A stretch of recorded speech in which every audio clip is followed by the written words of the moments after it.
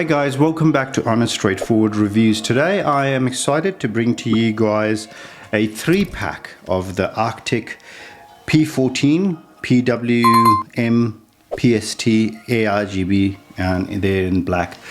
I have got the 120 already in one of my cases, and I have these ones now to add on top of them. So these are basically the 140 mils, okay?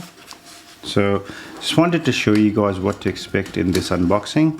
By the way, while I'm opening this, channel survives on your subscriptions. Please drop me a subscription if you can. I would love it. By the way, comes with these screws, okay?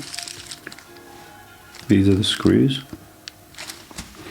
All right, they're nicely packed in to minimize damage, but I wouldn't be surprised if they were damaged in the box.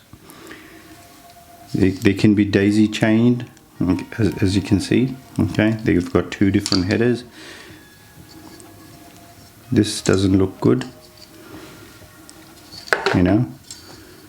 That is not good at all. Can you guys see that? So that's not nice. It's gone in, but I'm not gonna raise a warranty concern because of this thing. It should be fine. It's not visually nice, but it'll go inside the case. Should be right.